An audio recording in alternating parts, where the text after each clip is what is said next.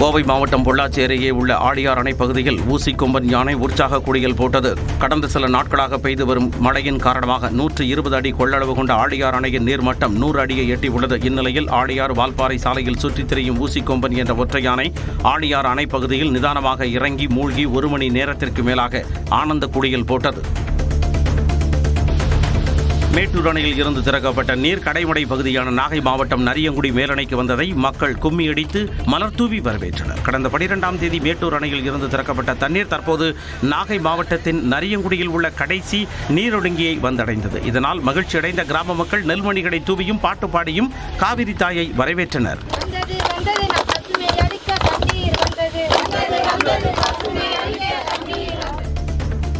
விருதுநகர் மாவட்டம் சிவகாசி அருகே கிணற்றில் விழுந்த ஆடு பாதுகாப்புடன் மீட்கப்பட்டது. கங்காகுளம் பகுதியில் இந்திரா என்பவருக்கு சொந்தமான ஆடு அங்குள்ள பாழடைந்த கிணற்றில் தவறி விழுந்தது. தகவல் அறிந்து சென்ற தீயணைப்பு வீரர்கள் கயிற்றின் மூலம் இறங்கி பாதுகாப்புடன் மீட்டனர்.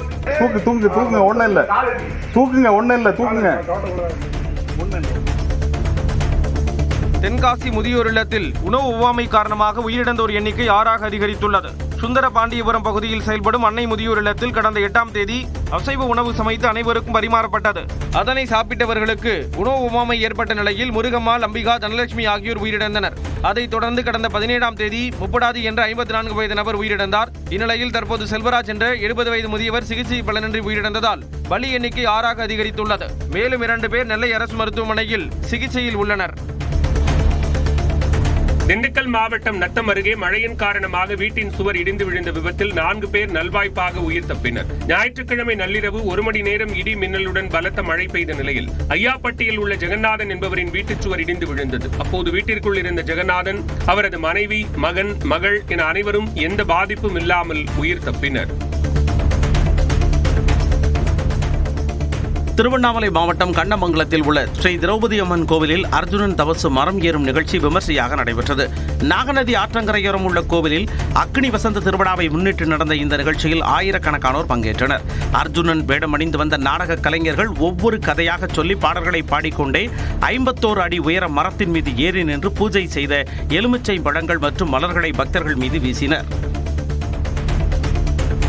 கிருஷ்ணகிரி மாவட்டம் ஓசூரில் பெங்களூரு தேசிய நெடுஞ்சாலையில் பாலத்தில் விரிசல் ஏற்பட்டதால் கனரக வாகன போக்குவரத்திற்கு தடை விதிக்கப்பட்டுள்ளது. ஓசூர் பேருந்து நிலையம் முன்பு உள்ள பாலத்தில் சனிக்கிழமையன்று விரிசல் ஏற்பட்டதால் லகுரக வாகனங்களான இருசக்கர வாகனம், ஆட்டோ, கார் உள்ளிட்டவை மட்டுமே இயக்க அனுமதிக்கப்படுகின்றன. பாலம் 1 அடி அளவிற்கு நகர்ந்திருந்ததால் மேலும் நகராமல் இருக்க மரத்துண்டுகளை அடுக்கி வைத்து நிபுணர்கள் தொடர்ந்து ஆய்வு மேற்கொண்டு வருகின்றனர். நெல்லை மாவட்டம் கிருஷ்ணாபுரம் அருகே பழைய இரும்பு பொருட்கள் வைக்கப்பட்டுள்ள குடோனில் பயங்கர தீ விபத்து ஏற்பட்டது. சேதுராமன் என்பவருக்கு சொந்தமான குடோனில் ஏற்பட்ட தீ விபத்து குறித்து தகவல் அறிந்து வந்த தீயணைப்பு வீரர்கள் ஜேசிபி உதவியுடன் தீயை அணைத்தனர். எனினும் குடோனில் இருந்த 15 லட்சம் ரூபாய் மதிப்பிலான பொருட்கள் தீயில் எரிந்து சேதமடைந்தன.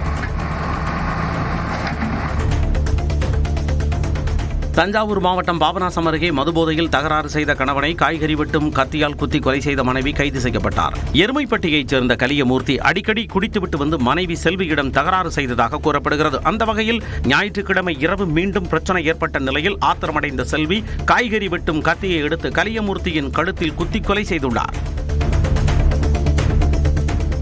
கோவை மாவட்டம் சிறுமுகை அருகே சுற்றித் திரிந்த குட்டி யானை தனது தாயுடன் சேர்ந்ததால் வனத்துறையினர் மகிழ்ச்சி அடைந்தனர்.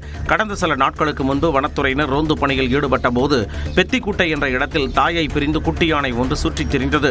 இதனையடுத்து 2 குழுக்களாக பிரிந்து தாய் யானையை தேடும் பணியில் வனத்துறையினர் ஈடுபட்டனர். இந்த நிலையில் குட்டி யானையை தொலைத்த இடத்திலேயே தாய் யானை சுற்றித் திரிந்தது.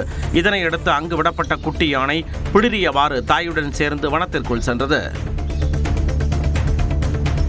தருமபுரி அரசு மருத்துவக் கல்லூரி மருத்துவமனை அருகே அரசு பேருந்தும் டிராக்டரும் மோதிக்கொண்ட விபத்தில் 5 பெண்கள் உட்பட 10 பேர் காயமடைந்தனர். தருமபுரியிலிருந்து சேலத்திற்கு 50 பயணிகளுடன் சென்ற அரசு பேருந்தும் வெண்ணாம்பட்டிக்கு வைக்கோல் ஏற்றி வந்த டிராக்டரும் பச்சையம்மன் கோவில் அருகே பிரிவு சாலையில் மோதிக்கொண்டன. இந்த விபத்தில் 2 வாகனங்களும் சேதமடைந்ததுடன் பேருந்து ஓட்டுநர், நடத்துனர், டிராக்டர் ஓட்டுநர் என 10 பேர் காயமடைந்தனர். திருவள்ளூர் மாவட்டம் ஆவடியில் காத்தாடி பிடிக்க எதிர்வீட்டின் 2வது மாடிக்கு சென்ற சிறுவன் மொட்டை மாடியிலிருந்து தவறி விழுந்து சம்பவ இடத்திலேயே பலியாகியுள்ளார். ஆட்டோ ஓட்டுநர் ராஜ்குமார் மற்றும் எமிலி அம்மாளின் 10 வயது மகன் கார்த்திக் 5ஆம் வகுப்பு படித்து வந்தார். தான் விளையாடிக் கொண்டிருந்த மாடியின் அருகில் இருந்த மரத்தில் சிக்கிய காற்றாடியை பிடிக்க சென்றபோது தவறி விழுந்து உயிரிழந்தார். சேலம் மாவட்டம் ரெட்டியூர், மூலக்கரடு உள்ளிட்ட பகுதிகளுக்கு 30 ஆண்டுகளுக்கு பின் மினி பேருந்து சேவை தொடங்கப்பட்டுள்ளதால் பொதுமக்கள் மகிழ்ச்சி அடைந்துள்ளனர். அழகாபுரம், காட்டூர், நகரமலை அடிவாரம், ரெட்டியூர், மூலக்கரடு, புறப்பான்காடு உள்ளிட்ட பகுதிகளைச் சேர்ந்த மக்கள் அவசர தேவைக்கு மாநகர் பகுதிக்கு செல்ல 3 கிலோமீட்டர் தூரம் நடந்து செல்ல வேண்டிய நிலை இருந்தது. இதையடுத்து மினி பேருந்து இயக்க அவர்கள் அரசுக்கு கோரிக்கை விடுத்து வந்தனர். இந்நிலையில் தற்போது மினி பேருந்து சேவை தொடங்கப்பட்டுள்ளதை அடுத்து பேருந்துக்கு மாலை அணிவித்து சூடம் ஏற்றி இனிப்புகளை பரிமாறிக்கொண்டனர். புதுக்கோட்டை மாவட்டம் கந்தர்வக்கோட்டை அருகே உரியம்பட்டி கிராமத்தில் கடந்த 3 மாத காலமாக குடிநீர் விநியோகம் செய்யப்படாததை கண்டித்து பொதுமக்கள் சாலை மறியலில் ஈடுபட்டனர். அருகே உள்ள கிராமங்களுக்கு சென்று ஆழ்துளை கிணறுகளில் குடிநீர் எடுத்து வந்து பயன்படுத்தி வந்ததாகவும், ஊராட்சி நிர்வாகம் சார்பில் வழங்கப்படும் குடிநீர் முறையாக வழங்கப்படவில்லை எனவும் மக்கள் குற்றஞ்சாட்டுகின்றனர். இது தொடர்பாக ஊரக வளர்ச்சித்துறை அதிகாரிகளிடம் பலமுறை புகார் அளித்தும் எந்தவித நடவடிக்கையும் எடுக்கவில்லை என்று கூறி கந்தர்வக்கோட்டை கரம்பக்குடி சாலையில் மறியலில் ஈடுபட்டனர். திருப்பதி ஏழுமலையான் கோயிலில் நடிகர் விக்ரம் பிரபு சாமி தரிசனம் செய்தார். கோயில் நிர்வாகம் சார்பில் அவருக்கு தீர்த்த பிரசாதங்கள் வழங்கப்பட்டன. தொடர்ந்து செய்தியாளர்களை சந்தித்த அவர் தனது நடிப்பில் அடுத்தடுத்து வரவுள்ள லவ் மேரேஜ் உள்ளிட்ட படங்கள் வெற்றி பெற வேண்டிக் கொண்டதாக கூறினார். அமீர் கானின் டங்கல் படத்தில் நடித்த நடிகை பாத்திமா சனாவுடன் தமன்னாவின் முன்னாள் காதலர் சுற்றித் திரியக்கூடிய புகைப்படம் வெளியாகியுள்ளது. நடிகர்கள் தமன்னா, விஜய் வர்மா காதலித்து வந்த நிலையில் சில மாதங்களுக்கு முன்பு இருவருக்கும் இடையே காதல் பிரேக்கப் ஆனது. நிலையில் தங்கல் பட நடிகை பாத்திமா சனாவுடன் விஜய் வர்மா சுற்றித் திரியக்கூடிய புகைப்படம் வெளியாகியுள்ளது. விஜய் வர்மா தன்னுடைய புதிய காதலியை தேர்வு செய்து விட்டதாக பாலிவுட் வட்டாரங்களில் பேசப்பட்டு வருகின்றன. உத்தரப்பிரதேசத்தில் பாஜக எம்எல்ஏவுக்கு சீட் மாற்றிக் கொடுக்க மறுத்ததாக வந்தே பாரத் பயணி கடுமையாக தாக்கப்படும் வீடியோ வெளியாகி பரபரப்பை ஏற்படுத்தியுள்ளது. பெட்டியின் பின்பகுதியில் ஜான்சி தொகுதி பாஜக எம்எல்ஏ ராஜீவ் சிங்கிற்கு இடம் ஒதுக்கப்பட்டதாகவும், முன்சீட்டில் இடம் மாற்றித்தர கேட்டபோது பயணி மறுத்ததாகவும் கூறப்படுகிறது. இதனையடுத்து ராஜீவ் சிங்கின் ஆதரவாளர்கள் பயணியை கடுமையாக தாக்கினர். இருப்பினும் பயணி ராஜீவ் சிங்கின் குடும்பத்திடம் தகாத முறையில் நடந்து கொண்டதாக புகார் அளிக்கப்பட்டுள்ளதாக ரயில்வே போலீசார் தெரிவித்துள்ளனர். நீலகிரி மாவட்டம் பந்தப்பூரில் அரிய வகை கழுதை புலி ஒன்று சுற்றித் திரிந்தது கிராம மக்களிடையே ஆச்சரியத்தை ஏற்படுத்தியது. பொதுவாக யானை, புலி, சிறுத்தை, கரடி போன்ற விலங்குகள் வனப்பகுதியிலிருந்து வெளியேறி ஊருக்குள் நடமாடும். இந்நிலையில் பந்தப்பூரில் உள்ள ஆற்றங்கரையோரம் கழுதை புலி ஒன்று சுற்றித் திரிந்தது. அப்போது அந்த வழியாக வாகனம் வந்த சத்தம் கேட்டதும் அது மின்னல் வேகத்தில் வனப்பகுதிக்குள் ஓடி ஒளிந்தது. கர்நாடக அணைகளில் இருந்து நீர் திறப்பு குறைக்கப்பட்டதால் ஒகேனக்கல் காவிரி ஆற்று நீர்வரத்து 20,000 கனஅடியிலிருந்து 14,000 கனஅடியாக சரிந்துள்ளது. கர்நாடக அணைகளில் இருந்து திறக்கப்படும் நீரின் அளவு வினாடிக்கு 12,000 கனஅடியாக குறைக்கப்பட்டதால் பிலிகுண்டுலுவுக்கு நீர்வரத்து குறைந்தது. ஆனால் ஒகேனக்கலில் சுனியருவி, ஐந்தருவி, மைனருவி உள்ளிட்ட அருவிகளில் தண்ணீர் ஆர்ப்பரித்து கொட்டுகிறது. இதனால் அருவிகளில் சுற்றுலா பயணிகள் குளிக்க விதிக்கப்பட்ட தடை 4வது நாளாக நீடிக்கிறது. எனினும் சுற்றுலா பயணிகள் பரிசலில் சென்று காவிரி ஆற்றின் அழகை ரசிக்கின்றனர். செங்கல்பட்டு மாவட்டம் மாமல்லபுரத்தில் தேசிய அளவிலான அலைச்சறுக்கு போட்டி விறுவிறுப்பாக நடைபெற்றது. கடற்கரை கோயில் வடபகுதியில் நடைபெறும் போட்டியில் ஆண்கள், பெண்கள், சிறுவர்கள் என பல்வேறு மாநிலங்களைச் சேர்ந்த 67 பேர் பங்கேற்றுள்ளனர். இந்திய அலைச்சறுக்கு கழகம் மற்றும் தமிழ்நாடு அலைச்சறுக்கு கழகம் சார்பில் இந்த போட்டி நடத்தப்பட்டது. 4 சுற்றுகளாக நடைபெறும் இந்த போட்டியில் தேர்வு பெறும் வீரர்கள் ஆகஸ்ட் மாதம் நடைபெறவுள்ள சர்வதேச அலைச்சறுக்கு போட்டியில் விளையாட தகுதி பெறுவார்கள். அரசு வேலை வாங்கித் தருவதாக கூறி 11 லட்சம் ரூபாய் மோசடி செய்த நபர் மீது நடவடிக்கை எடுக்க கோரி பாதிக்கப்பட்ட பெண்கள் மயிலாடுதுறை ஆட்சியர் அலுவலகத்தில் புகார் அளித்தனர். முளப்பாக்கத்தை சேர்ந்த சசிகலா, சுசீலா உள்ளிட்ட 7 பேருக்கு சத்துணவு அமைப்பாளர், உதவியாளர் போன்ற வேலைகளை வாங்கித் தருவதாக கூறி ஜெயக்குமார் என்பவர் பணம் வாங்கிக் கொண்டு ஏமாற்றியதாக தெரிவித்துள்ளனர். உரிய விசாரணை மேற்கொண்டு பணத்தை மீட்டுத் தர நடவடிக்கை எடுக்குமாறும் கோரிக்கை விடுத்தனர். திருப்பூரில் தேமுதிக நிர்வாகிகள் கூட்டத்தில் வாக்குவாதம் ஏற்பட்டது. திருப்பூர் மாநகரில் தேமுதிக தொகுதி பொறுப்பாளர்கள் ஆலோசனை கூட்டம் நடைபெற்றது. அப்போது பல ஆண்டுகள் உழைத்தும் தங்களுக்கு எவ்வித பதவியும் வழங்கப்படவில்லை என கூறி அக்கட்சி உறுப்பினர்கள் சிலர் நிர்வாகிகளுடன் வாக்குவாதத்தில் ஈடுபட்டனர்.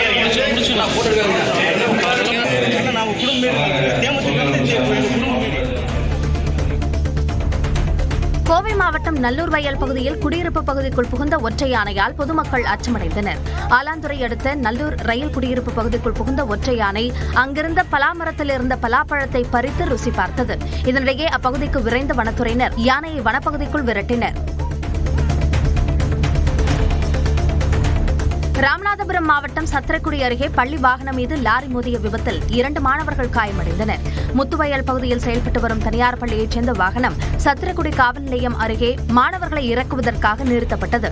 அப்போது அந்த வழியாக வந்த லாரி பள்ளி வாகனம் மீது மோதியதில் கனிஷ்கர் கான் என்ற மாணவரும் ஜனனி என்ற மாணவியும் காயமடைந்தனர். சென்னை திருவேற்காடு அருகே சேதமடைந்த நிலையில் உள்ள சாலையில் குளம் போல மழைநீர் தேங்கி நிற்பதால் பொதுமக்கள் கடும் அவதிக்குள்ளாகின்றனர். வேலப்பன்சாவடியிலிருந்து நூம்பல் செல்லக்கூடிய சாலை கடந்த 4 ஆண்டுகளாக சேதமடைந்த நிலையில் இருப்பதாக கூறப்படுகிறது. இதனால் சிறு மழைக்கே அந்த பகுதியில் குளம் போல் தண்ணீர் தேங்குவதாகவும் பலமுறை நகராட்சியில் புகார் அளித்தும் நடவடிக்கை எடுக்கவில்லை எனவும் அப்பகுதி மக்கள் குற்றஞ்சாட்டுகின்றனர்.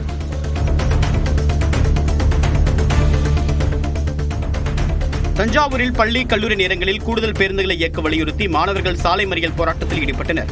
காலை 9 மணி முதல் 10 மணி வரையில் தஞ்சை பழைய பேருந்து நிலையத்திலிருந்து பூதலூர் மார்க்கத்தில் ஆலங்குடி, சித்திரக்குடி, வண்ணாரப்பேட்டை உள்ளிட்ட கிராமங்களுக்கு ஒரு பேருந்து மட்டுமே இயக்கப்படுவதாகவும் இதனால் மக்கள் கடும் அவதிக்கு உள்ளாவதாகவும் கூறப்படுகிறது. இதையடுத்து கூடுதல் பேருந்துகளை இயக்க கோரி தஞ்சாவூர் திருவையாறு புறவழிச்சாலையில் கரம்பை பகுதியில் பொதுமக்களும் பள்ளி மாணவர்களும் சாலை மறியல் போராட்டத்தில் ஈடுபட்டனர்.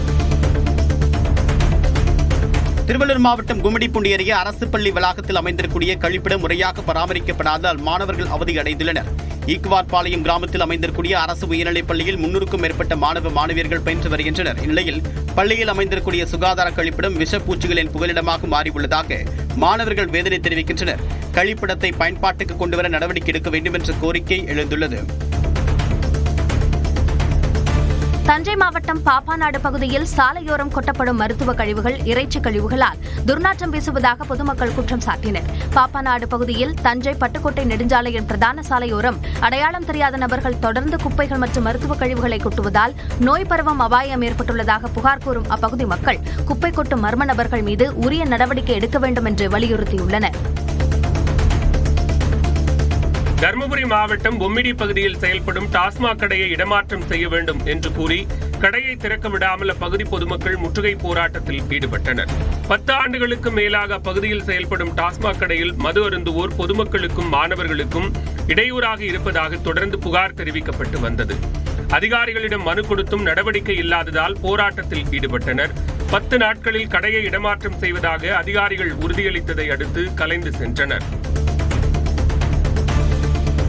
கிருஷ்ணகிரி மாவட்டம் குந்தாரப்பள்ளி அருகே யானை தந்தங்களை விற்க முயன்றதாக 4 பேர் கைது செய்யப்பட்டனர்.